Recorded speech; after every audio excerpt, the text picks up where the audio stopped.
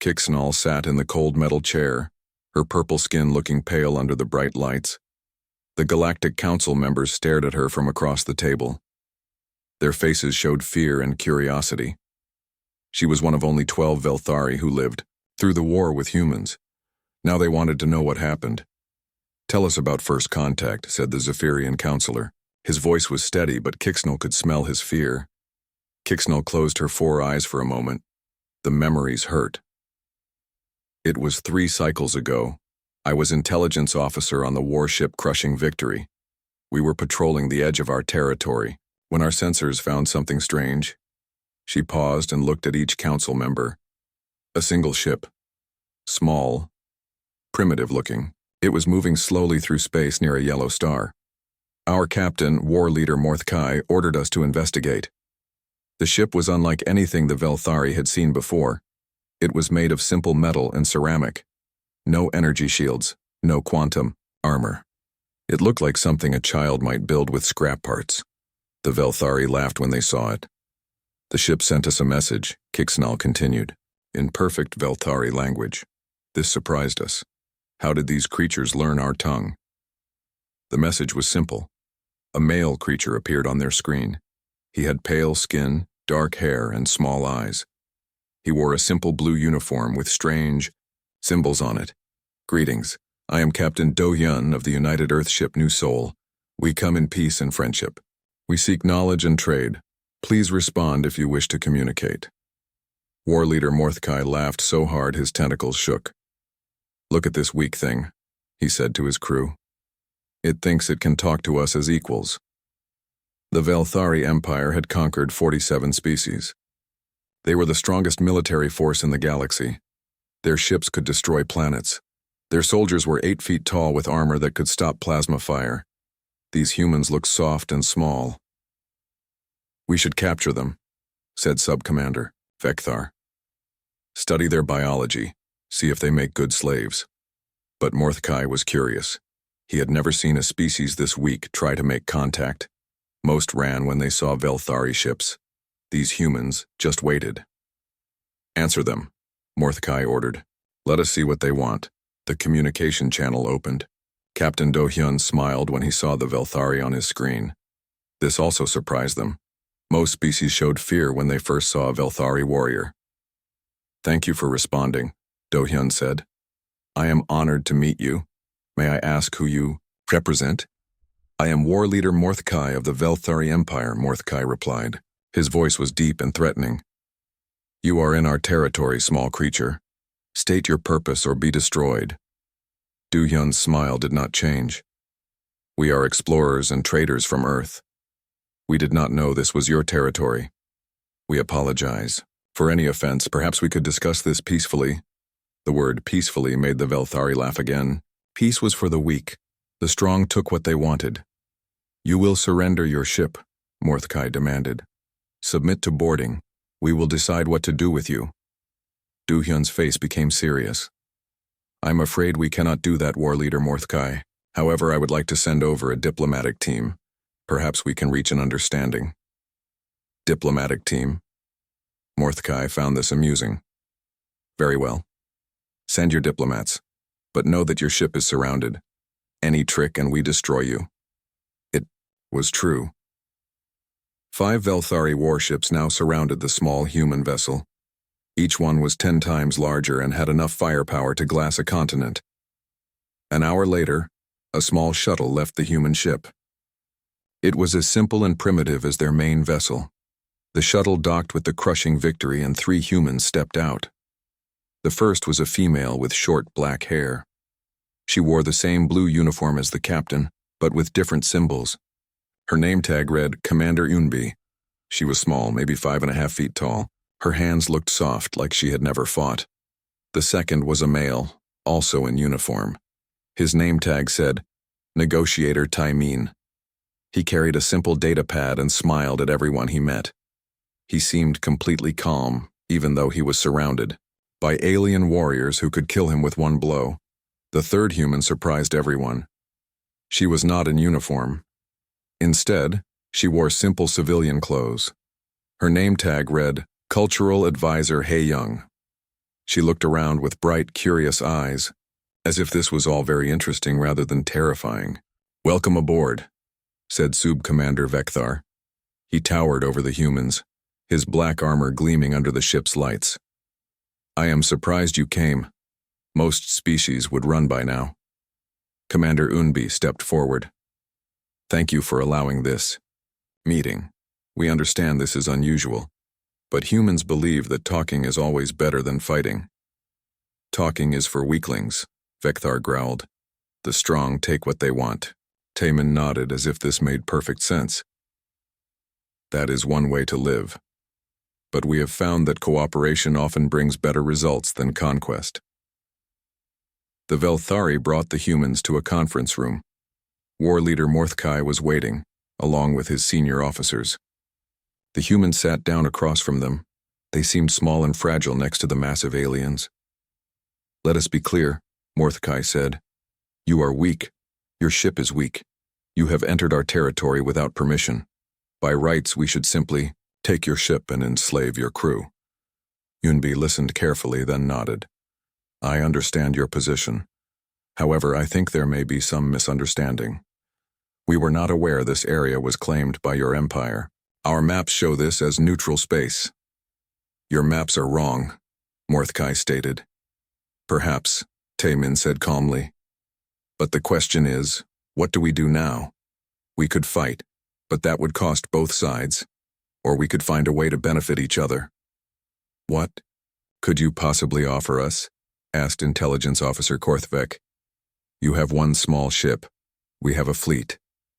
Cultural Advisor Hei Young spoke for the first time. "We have knowledge, technology, art, stories, food. We have learned that different species often have things the others need or want." The Veltari officers looked at each other. What could these weak creatures possibly have that the mighty empire would want? "Show us," Morthkai commanded. Hei Young opened a small device. It projected a three-dimensional image into the air. The image showed Earth, blue oceans, white clouds, green and brown continents. "This is our homeworld," she said. "We have cataloged over 8 million different life forms. We have developed thousands of art forms, millions of stories, and countless ways of preparing food."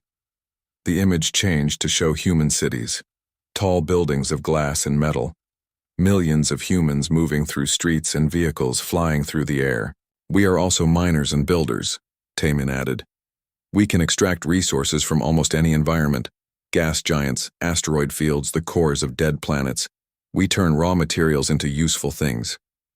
Another image appeared. It showed massive, human mining operations in space. Ships as large as asteroids breaking apart dead worlds and processing the materials. "We are also farmers," Yunbi said. "We can grow food in environments where nothing should live. Desert worlds, ice planets, even in open space." The final image showed vast hydroponic farms in space stations. Miles of growing plants producing food for millions. Morthkai studied the images. The humans' technology was different from Velthari methods, but it seemed effective. And their population was large. The images showed billions of humans on dozens of worlds. "Interesting," he admitted. "But this does not change the fact that you are in our territory." "Actually," Taemin said politely, "we checked our star charts. Again during the flight over. This system is listed as disputed territory in the Galactic Registry, not claimed by any single power." Korthvek's tentacles twitched with anger. "The Galactic Registry is a tool of the weak. The strong claim what they can hold." "That may be true," Yunbi agreed. "But it makes determining territory very difficult. How can traders and explorers know where they can go safely? They ask permission?" Morthkai growled. "From whom?" Hei Young asked innocently. "If every species claims whatever territory they can hold, then claims must change constantly. How would anyone keep track?" This was becoming annoying. The humans asked too many questions. They made simple things complicated. "Enough talk," Morthkai declared.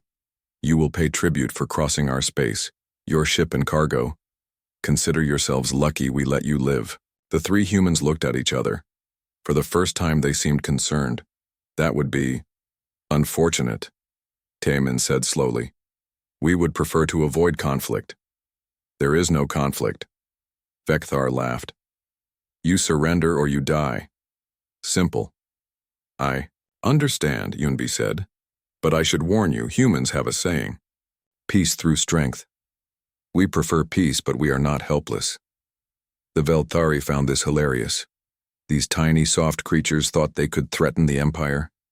Your strength? Mordecai could barely speak through his laughter. We have seen your ship. One of our fighters could destroy it. You might be right, Taemin admitted. But you should know, our ship is not a warship. It's a colony vessel. We're farmers and traders, not soldiers. Even better, Korthvek said. Farmers make excellent slaves. Hei Young tilted her head. May I ask how many ships you have in this system? 5 warships, Vekthar said proudly. Each one capable of destroying cities. I see, she said. And how many humans do you think are in this system? However many are on your one ship, Mordecai replied. Hei Young looked sad. I really hoped. Kixnell shifted in her chair. The memories of what came next made her feel sick. The Galactic Council members leaned forward, waiting for her to continue. War Leader Mordecai reported the encounter to High Command, she said. The Empire's response was predictable. 6 months after first contact, the Velthari Third Battle Fleet assembled at the edge of human space. 300 ships of war, the pride of the Empire, led by War Commander Zeftos, the most decorated military leader in Velthari history. Kixnall had been promoted to senior intelligence analyst and assigned to Zeftos's flagship, the Imperial Wrath. She was there to study human tactics and find weaknesses. The humans have 57 colonies, she had reported to the war commander. Their total fleet strength appears to be around 400 ships, but most seem to be converted civilian vessels. Zeftos had smiled with all his teeth. Farmers, playing at war. This will be over quickly. The plan was simple. The Third Fleet would jump into the Sol system, humanity's home territory. They would destroy Earth's orbital defenses, then demand total surrender. Any human colonies that resisted would be burned from orbit until they submitted. We expected them to run, Kixnall told the Council. Most species flee when they see a Velthari battle fleet.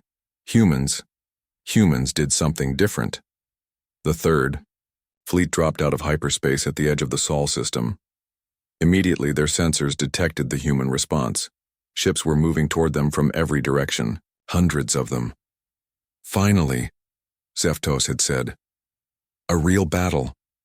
But as the human ships got closer, the Velthari began to notice strange things. The vessels looked wrong.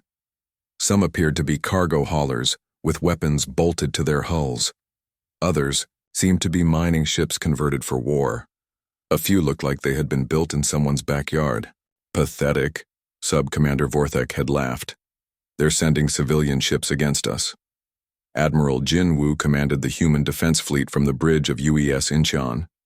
The ship was massive, nearly as large as a Velthari dreadnought, but it looked like it had been assembled from spare parts. Sections of different metals were welded together. Weapons sprouted from every surface like metal thorns. This is Admiral Jin Wu of the Terran Defense Force, came the transmission. You have entered human space without permission.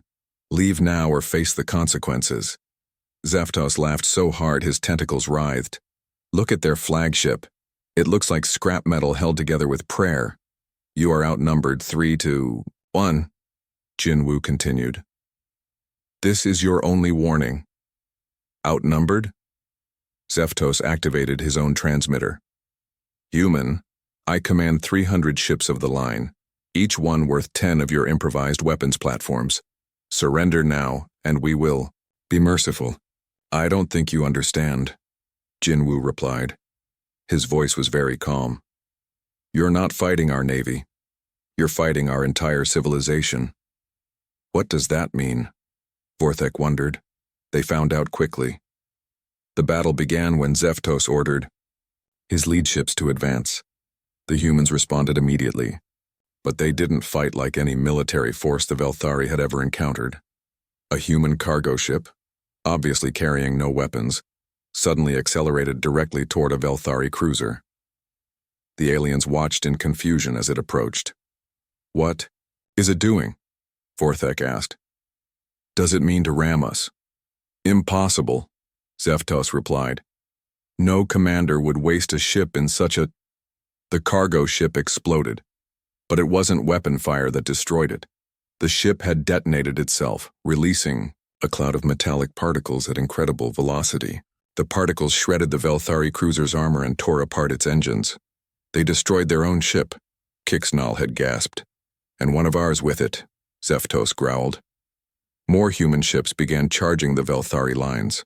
Some exploded, like the first. Others released clouds of nanites that ate through alien hulls. A few simply rammed Velthari vessels at full speed, trusting their momentum to do damage. "This is insane," Vorthek said. "They're committing suicide." But the humans weren't finished. As the first wave of kamikaze ships struck, a second wave approached. These ships looked different. They were clearly military vessels, but their design was strange. They were long and thin, with massive engines taking up most of their hull space. Captain Hyejin commanded one of these ships, the UES Busan.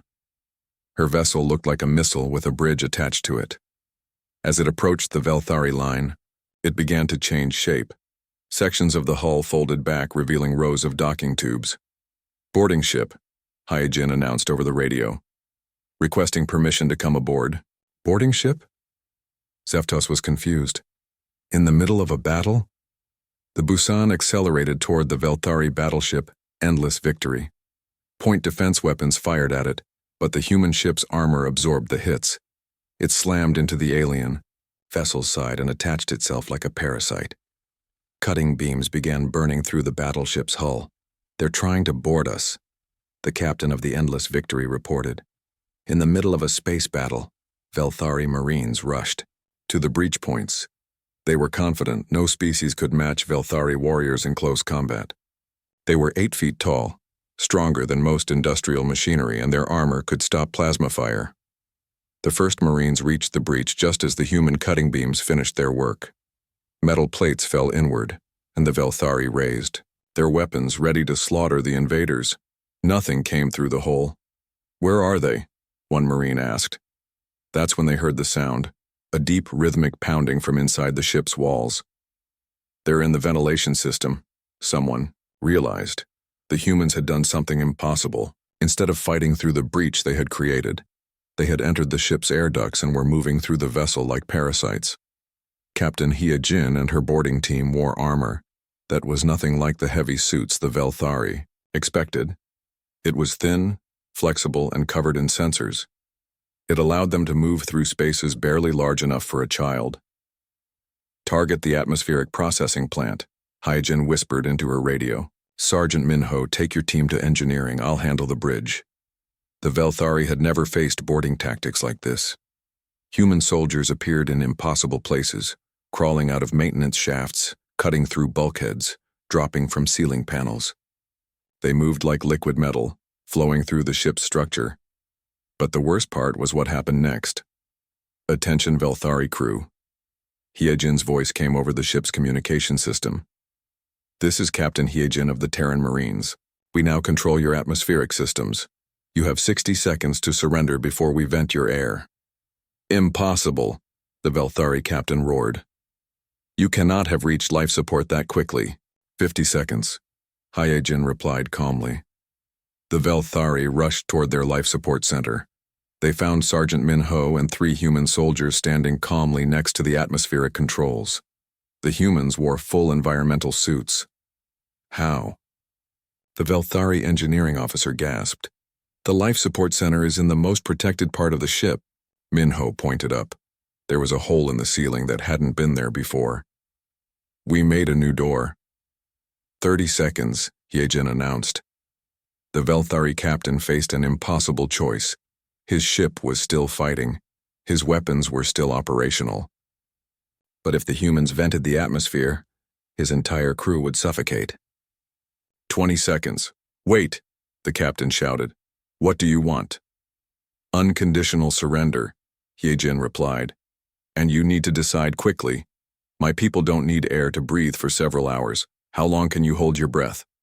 10 seconds. I surrender. The captain screamed. Wise choice, Heejin said. All Velthari personnel will move to the shuttle bays for processing. Any resistance will result in immediate atmospheric venting. The endless victory was captured in 12 minutes. The humans hadn't destroyed it. They had stolen it. But the battle was far from over. While Captain Heejin was capturing her prize, the main engagement was reaching its peak. And the humans were revealing more of their impossible tactics.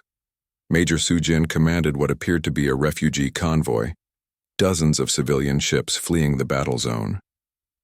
The Velthari ignored them, focusing on the military vessels. That was a mistake. All civilian units, this is Major Sujin, she broadcast on a frequency the Velthari couldn't decode. Execute Plan Shepherd. Suddenly, the fleeing civilian ships changed course. Cargo hatches opened, revealing missile launchers. Mining ships activated cutting beams designed to slice through asteroids. Even passenger liners began launching fighter craft from hidden bays. They weaponized their civilians, Kixanal had reported to Zeftos. The entire refugee convoy was a trap. Impossible, Zeftos replied. No species would arm their non-combatants, but the humans had done exactly that. Fishing boats carried torpedoes. Medical ships launched attack drones. Even children's school transports were firing on Velthari vessels. The worst part was the coordination. Every human ship, military or civilian, fought as part of a single unit. They shared targeting data, coordinated attacks, and supported each other. With the precision of a single organism, it's like fighting a hive mind, Vorthek observed. But they're clearly individuals. Admiral Jinwoo's voice came over the radio again. War Commander Zeftos, you now see how humans fight. Every one of us is a soldier, every ship is a weapon, every life is ammunition. Do you still wish? The Galactic Council chamber was completely silent. Kixanal could hear her own breathing as she prepared to tell them about the real war. The part that still gave her nightmares. After our defeat at Seoul, she continued, the Empire made a terrible mistake. Instead of seeking peace, they decided to show humans what real war looked like. High Command had been furious about the Third Fleet's retreat. War Commander Zeftos was stripped of rank and executed for cowardice. In his place, they appointed War Master Krelvoth, known throughout the galaxy as the Planet Breaker. Krelvoth's plan was simple and brutal. If humans wanted to play at war, he would show them what the Velthari Empire did to species that resisted. He would burn their colonies one by one until they begged for mercy. We thought we understood war, Kixanal said quietly. We thought we were the apex predators of the galaxy. We were wrong about everything. The Velthari assembled the largest war fleet in their history. 2,000 ships. Planet-killer weapons. Bioweapons that could sterilize entire worlds. They called it the Grand Armada, and it was meant to be the final word in any conflict. The Grand Armada's first target was Kepler 422b, a human agricultural world with 2 million colonists. It was lightly defended, only a few patrol ships and orbital platforms. The perfect place to make an example, but when the Velthari arrived, they found something impossible waiting for them. There were ships, Kixanal said, thousands of them, all built in the 3 months since our last encounter. The human fleet that met the Grand Armada was like nothing in galactic history. The ships were massive, crude-looking vessels that seemed to have been constructed from raw asteroids.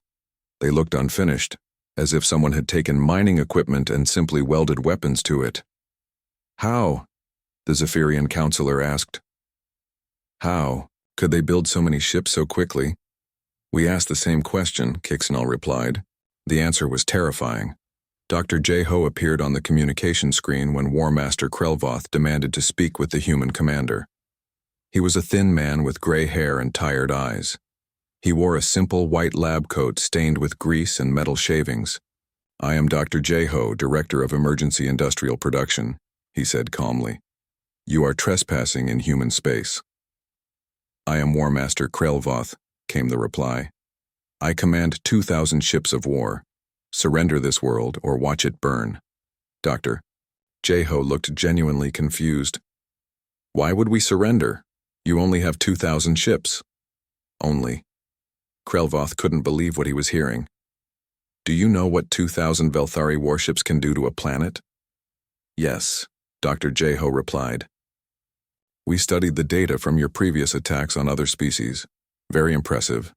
But you seem to misunderstand the situation. Explain. War Master, in the 3 months since you declared war on humanity, we have converted our entire industrial base to military production.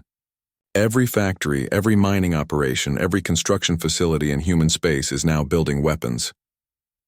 The image on the screen changed to show the inside of a massive facility. As far as the eye could see, automated systems were assembling warships. The ships moved down production lines like consumer goods in a factory. This is Factory Station Alpha 7, Dr. Jeho explained, one of 432 facilities currently producing vessels for the war effort. Each station completes 1 ship every 6 hours. Krelvoth did the math in his head and felt his blood go cold.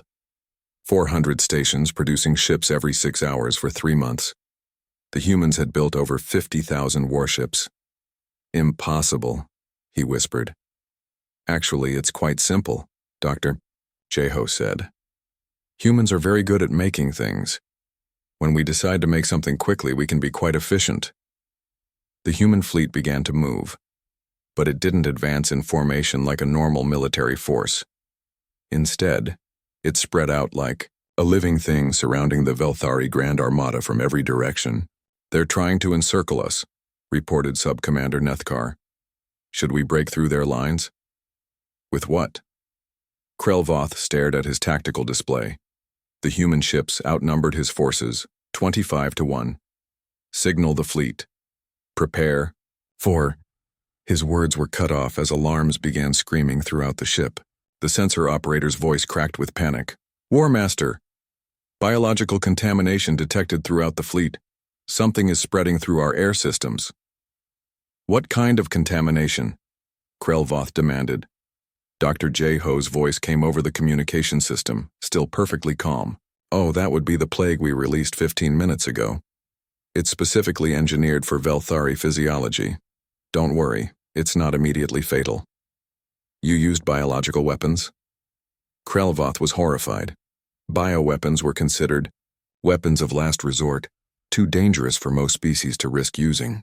We used an engineered virus, yes, Dr. Jeho confirmed. It targets specific genetic markers found only in your species. The infection process causes severe disorientation, muscle weakness, and eventual unconsciousness. You have approximately 40 minutes before your crew becomes unable to function. This is a war crime, Nethkar shouted. Actually, it's not, Dr. Jeho replied. We checked the Galactic War Conventions very carefully. Biological weapons are only prohibited if they cause permanent damage or death. This virus simply incapacitates your personnel temporarily. Temporarily? Krelvoth felt his legs beginning to weaken. Around the bridge, his officers were stumbling and falling. The effects wear off after about 6 hours, Dr. Jeho explained. Of course, by then we'll have disabled your ships and taken your crews prisoner. But you'll all recover completely. As Velthari warriors throughout the Grand Armada collapsed at their posts, the human fleet closed in. But they didn't attack with weapons. Instead, they deployed something worse. Clouds of metallic particles surrounded each Velthari ship. The particles attached to the hulls and began changing, reshaping themselves into complex mechanical forms. Nanites, Kixnall told the Council. Self-replicating machines smaller than bacteria. They ate through our armor like it was paper. But the nanites didn't destroy the ships. Instead, they began modifying them. Weapon systems were shut down. Life support was taken over. Navigation computers were reprogrammed. Within an hour, the entire Grand Armada had been captured without a single shot being fired. When Krelvoth woke up 6 hours later, he found himself in a human holding cell. Through the transparent wall, he could see his flagship being taken apart by human engineers. Commander Youngie entered the cell.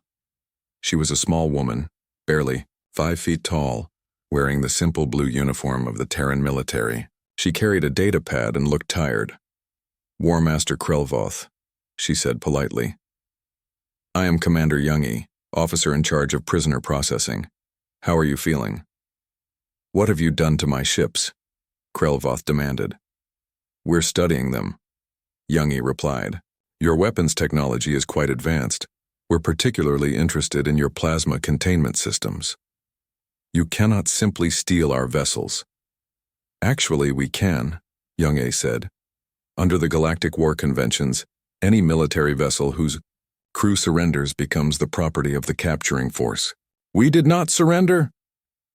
"Your crew was unconscious and your ships were disabled," Youngie explained patiently. "Under those circumstances, capture is considered equivalent to surrender." Krelvoth realized the humans had planned this entire encounter. They had studied galactic law, designed their weapons specifically for Velthari biology, and executed a flawless capture operation. "What do you want?" he asked. "Information," Youngie replied. "We need to know how many more fleets the Velthari Empire plans to send against us." "I will tell you nothing." Youngie looked sad. "I was afraid you would say that. Dr. Jeho, could you join us, please?" The scientist entered the cell carrying a small device. It looked like a medical scanner. "This is a neural interface," Dr. Jeho explained. "It allows us to read surface thoughts and recent memories. Very useful for interrogation." "Mind reading is forbidden." Krelvoth backed away. "The Galactic Conventions actually permit the use of non-invasive neural scanning for intelligence gathering," Dr. B. Jeho finished. "We checked very carefully." "We really did hope you would cooperate voluntarily," Youngie added. "But we need this information to defend our colonies." The neural scan revealed everything: the location of Velthari fleet bases, the size of their remaining forces, their supply lines and communication networks. Most importantly, it revealed the Empire's plan to use planet-killer weapons against human worlds. "Thank you for your cooperation," Youngie said when the scan was complete. "This information will save many lives." "What will you do with us?"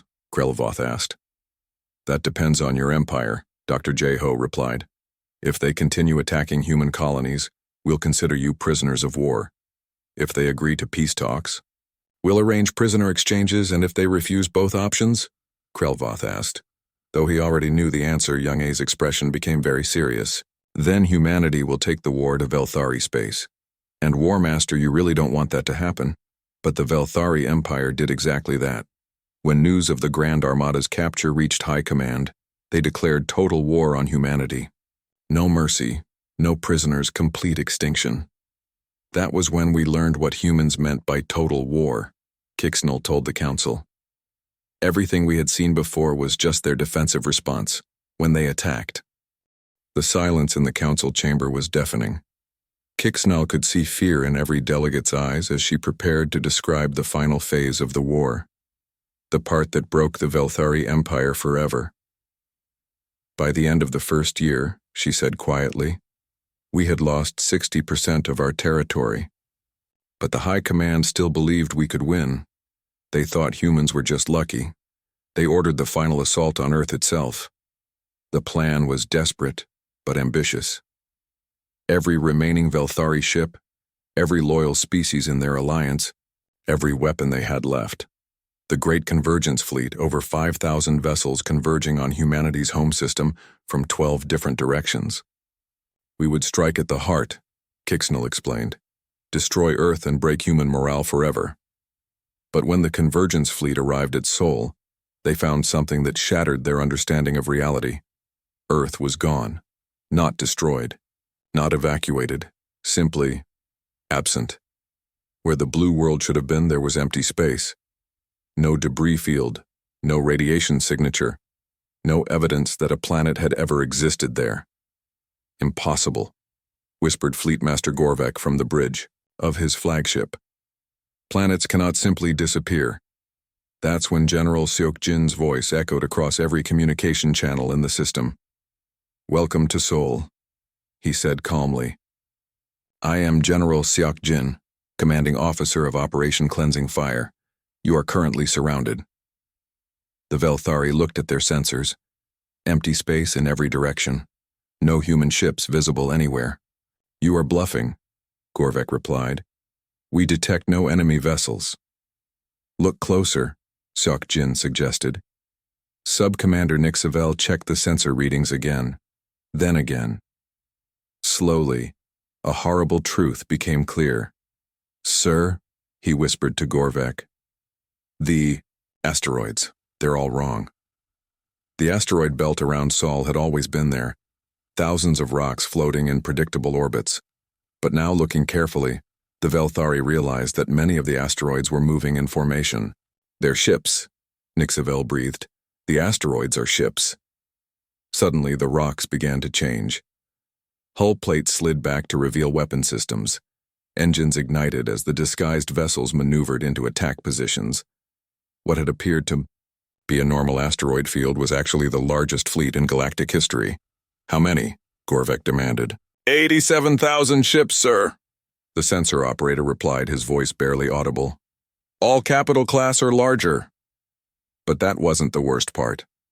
As the human fleet revealed itself, the Velthari began receiving reports from their other attack groups, the fleets that had approached Sol from different directions.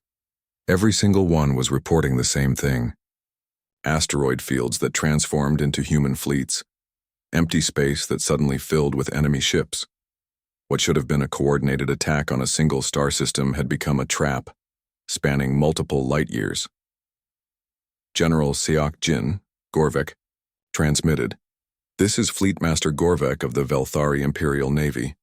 I request terms." "I'm afraid terms are no longer possible," Seok-Jin replied. "You declared total war on humanity. We are simply returning the favor." "But where is Earth?" Gorvek asked desperately.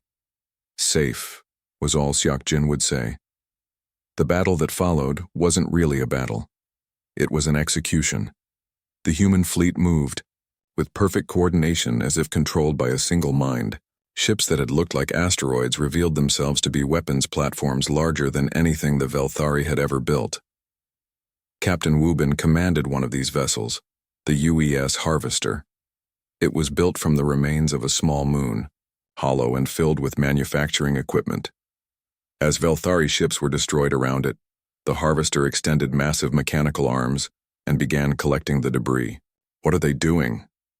Nixavel asked in horror. They were watching the Harvester pull destroyed Velthari vessels into its cargo holds.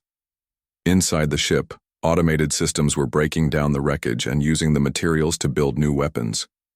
"They're eating our fleet," someone whispered. It was true. As fast as the Velthari ships were destroyed, the humans were recycling the materials into new weapons and ammunition. The human war machine was literally feeding on the remains of its enemies. But the physical destruction wasn't the worst part. Dr. Yanwu had prepared something special for this battle, a psychological weapon that would break the Velthari will to fight forever. "Attention, Velthari forces." Dr. Yanwu's voice began broadcasting on all frequencies. "This is Dr. Yanwu of the Terran Psychological Operations Division. I am going to tell you exactly how this war ends." His voice was calm, almost gentle, like a teacher explaining a lesson to children.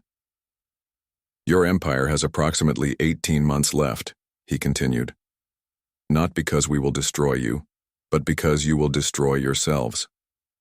Images began appearing on every Velthari screen, recordings from their own colonies, their own ships, their own government facilities. "For the past year, we have had agents in every major Velthari installation," Dr. Yanwu explained. "We know your supply routes, your military codes, your political weaknesses. More importantly, we know your history." The images showed Velthari fighting each other, ancient clan rivalries that had been suppressed for centuries under imperial rule. "Your empire was built by conquering dozens of Velthari tribes and forcing them to work together," Dr. Yanwu continued. "But the old hatreds never went away. They've been waiting for a moment of weakness." New images appeared, recent footage from Velthari worlds, tribal groups refusing to send troops to the front lines, regional governors declaring independence, ancient clan symbols being painted over imperial insignia. "We've been encouraging these historical tensions," Dr. Yanwu said. "A message Here, a supply accident there. It's amazing how quickly old wounds reopen when an empire shows weakness. Fleetmaster Gorvek realized with growing horror that the human psychological attack was already working. Half his fleet was commanded by officers from different tribes. They were looking at each other with suspicion and anger. You see, Dr. Yanwu continued, humans studied your species for months before we began this war. We know how Velthari think, how you organize society, how your pride works against you. More images appeared. These showed human agents. But they weren't the obvious spies Gorvek expected.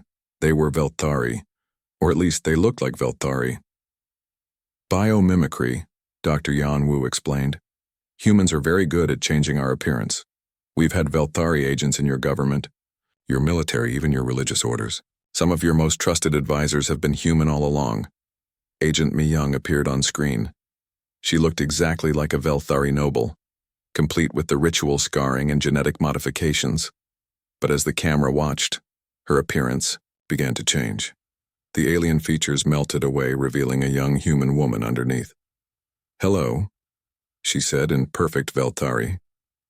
I've been Sub-Commander Veltani of the Imperial Guard for the past 2 years. I helped plan your defense strategies, approved your supply routes, and reported all your military secrets to Earth. The psychological impact was devastating. If Mi Young had been impersonating a sub-commander, how many other Velthari were actually human agents? Your entire command structure is compromised, Dr. Yanwu announced. Your religious leaders are human agents. Your supply officers are working for us. Even your own families have been infiltrated. Paranoia spread through the Velthari fleet, like a virus. Officers began accusing each other of being human spies. Ancient tribal loyalties reasserted themselves as trust collapsed completely. This is psychological warfare, Gorvek tried to tell his crew. They're trying to break our morale. Are they? Sub-Commander Nixavel asked. How do we know you're not a human agent too? I've served the Empire for 40 years, Gorvek protested. So, did Veltani, Nixavel replied.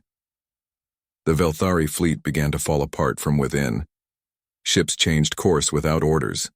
Communications became chaotic as officers refused to trust each other. Some vessels simply powered down their weapons and tried to flee. Major In Sung watched from the bridge of his assault ship as the enemy formation collapsed into chaos. Sir, his communications officer reported. The Velthari are requesting individual surrender terms. Each ship wants to negotiate separately. Denied, In Sung replied. Full surrender or nothing. Sir, they're fighting each other now. Tribal units are turning on Imperial forces. In Sung nodded. It was exactly what Dr. Yanwu had predicted. The Velthari Empire wasn't just losing the war. It was tearing itself apart. Begin final assault, he ordered. Target command ships only. Let the rest destroy each other. The end came quickly. Within 6 hours, the Great Convergence fleet was completely destroyed. Not by human weapons alone, but by the combination of superior firepower and psychological collapse. Fleetmaster Gorvek's flagship was one of the last vessels intact. As human marines prepared to board his ship, he sent one final message to Velthari. High Command. The Empire is lost, he transmitted. The humans didn't just defeat our fleet, they broke our minds. They turned us against ourselves. They made us remember who we were before the Empire, and now we cannot stop fighting each other. Kixanal had been on Gorvek's flagship when it was captured. She watched Major In Sung and his boarding team secure the bridge with calm, professional efficiency. Fleetmaster Gorvek, In Sung said politely, you are now a prisoner of war. Your crew will be processed and transferred. Kixanal's hands were shaking as she prepared to tell the final part of her story. The part that still woke her up screaming in the middle of the night. The part that made her understand exactly what humans were capable of when they stopped pretending to be civilized. The siege of Velthari Prime, she said quietly, lasted exactly 47 minutes. The Velthari homeworld was the greatest fortress in galactic history. Orbital defense platforms that could destroy fleets. Planetary shields powered by the planet's core. Underground cities that could survive direct hits from planet-killer weapons it should have held out for years. It fell in less than an hour. How? Asked the Terran delegate, the only human representative on the Galactic Council. He looked genuinely curious, as if he didn't know what his own species had done. They didn't attack the defenses, Kixnull replied. They attacked our minds.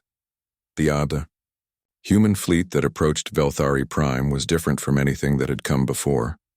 Only 12 ships, but each one was the size of a small moon. They looked more like space stations than warships, covered in transmission arrays and communication equipment. Admiral Haywan commanded the fleet from the UES Sol, a massive vessel that had once been an asteroid before humans converted it into a mobile command center. As the fleet entered orbit around the Velthari homeworld, she sent a single message to the planetary government. This is Admiral Haywan of the Terran Defense Force. We are here to accept your surrender. The response from the planet was immediate and furious. This world will never surrender to alien invaders. We are the birthplace of the Velthari Empire. We will fight until the last warrior falls. I understand, Admiral Haywan replied calmly. Dr. Sangmin, please begin the demonstration. That's when the real horror started. Dr. Sangmin was humanity's leading expert in what they called Rapid Adaptation Protocol. It was a system for analyzing and countering any threat within days or even hours of first encounter. Citizens of Velthari Prime, Dr. Sangmin's voice began broadcasting on every communication channel on the planet. My name is Dr. Sangmin. I am going to explain exactly what is about to happen to your world. His voice was calm and professional, like a teacher giving a lecture.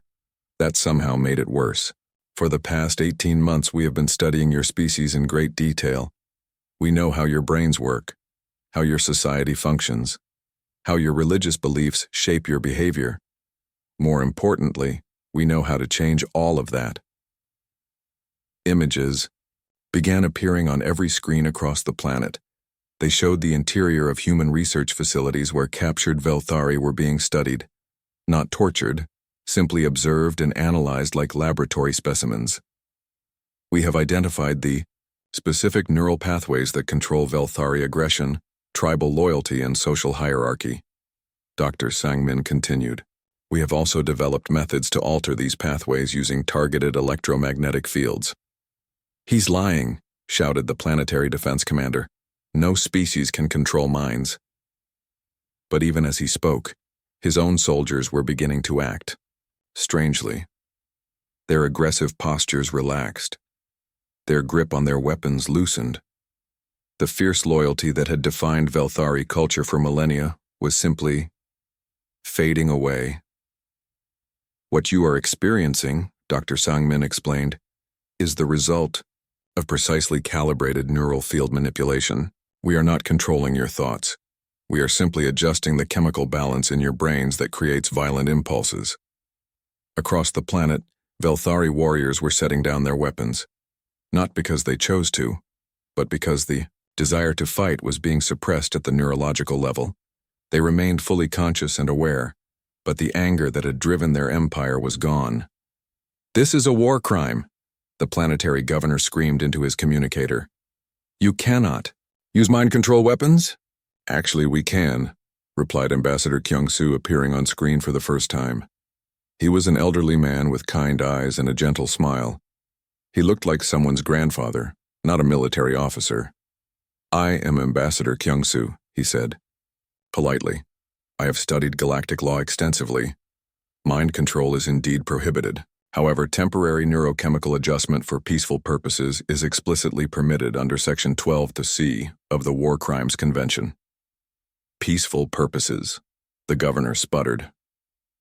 We are not forcing you to do anything, Kyung-Soo explained, patiently. We are simply removing your ability to feel aggressive emotions temporarily. You remain free to make rational decisions based on logic rather than anger. And that was exactly what was happening. As the neural field generators continued their work, the Velthari population began to see their situation clearly for the first time in their lives. They saw that their empire had been built on conquest and oppression. They saw that they had started an unwinnable war against a superior force. Most importantly, They saw that continuing to fight would accomplish nothing except more death. I surrender," whispered the Planetary Defense Commander. The words felt strange in his mouth, but they also felt right. For the first time in his life, he was thinking clearly instead of reacting with instinctive aggression. "A wise decision," Ambassador Kyung-soo replied. "We will arrange for the peaceful occupation of your world." The occupation was unlike anything in galactic history. Human soldiers landed on Velthari Prime not as conquerors, but as administrators. They didn't loot or destroy. Instead, they began the careful process of dismantling the imperial government and replacing it with something more humane. Major In-sung, now promoted to colonel, commanded the occupying forces. His orders were simple: maintain order, protect civilians, and prepare the planet for eventual self-governance. "The humans showed us mercy," Kixnall told the council. "But it was the kind of mercy a parent shows a violent child. They took away our ability to hurt ourselves or others." The neural field generators remained active for 6 months. During that time, Velthari society underwent a transformation that would have taken centuries under normal circumstances. Without the constant influence of aggressive impulses, the population began to question everything they had believed. Why had they spent centuries conquering other species? Why had they built an empire based on fear and violence? Why had they thought that strength meant causing suffering? When the neural fields were finally turned off, Kixnall continued, "We discovered something shocking. We didn't want to return to the old ways. The empire, the violence, the conquest, none of it made sense anymore." Dr. Sang-min's final report was delivered to the Galactic Council 6 months after the occupation began. "The Velthari Rapid Adaptation Protocol has been successfully completed," he announced. "Subject species has demonstrated stable behavioral modification. Aggressive impulses have been reduced to within normal parameters for galactic civilization. Imperial governmental structures have been replaced with democratic institutions. Military forces have been reduced and retrained for defensive purposes only." In other words, Ambassador Kyung-soo added, "the Velthari Empire no longer exists. In its place, we have helped establish the Velthari Republic, a peaceful democracy committed to cooperation rather than conquest." The transformation was complete. The species that had terrorized the galaxy for 1,000 years had been transformed into peaceful citizens in less than 2 years. But the humans weren't finished, Kixnall said. They wanted to make sure this could never happen again. The final phase of humanity's plan was revealed at the Galactic Council's emergency session. Ambassador Kyung-soo stood before representatives of every major species in the galaxy and made an announcement that changed everything. "The human race formally claims sovereignty over the following star systems," he began, and proceeded to list over 3,000 systems. The entire territory that had once belonged to the Velthari Empire, plus buffer zones extending into neutral space. "This is outrageous," protested the Zephyrian delegate. "No single species can claim that much territory." "Under the right of conquest," Kyung-soo replied calmly, "any species that defeats an empire in open warfare may claim its territory. This is established galactic law. But that would make humanity the largest power in the galaxy," the Andromedan representative objected. "Yes," Kyung-soo agreed. "That is exactly what it would do." The implications were staggering. Humanity had gone from unknown species to galactic superpower in less than 3 years. They now controlled more territory than any empire in recorded history. "What do you intend to do with this territory?" asked the council president.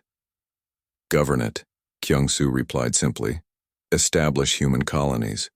Protect the existing populations. Ensure that nothing like the Velthari Empire ever arises again. And if other species object to human expansion?" Ambassador Kyung-soo's expression became very serious. "Then they will discover what happened to the last species that declared war on humanity." The threat was clear and absolute. Humanity had demonstrated that they could destroy any military force, capture any planet, and transform any species that opposed them. The galaxy's new order was not a matter of negotiation. It was a simple fact. The war ended, Kixnal told the council. But the humans never stopped expanding. Every month they claim more systems, they build more ships, they grow stronger. Where are they getting the resources? Asked the Terran delegate, still pretending ignorance. From us, Kixnal replied bitterly. The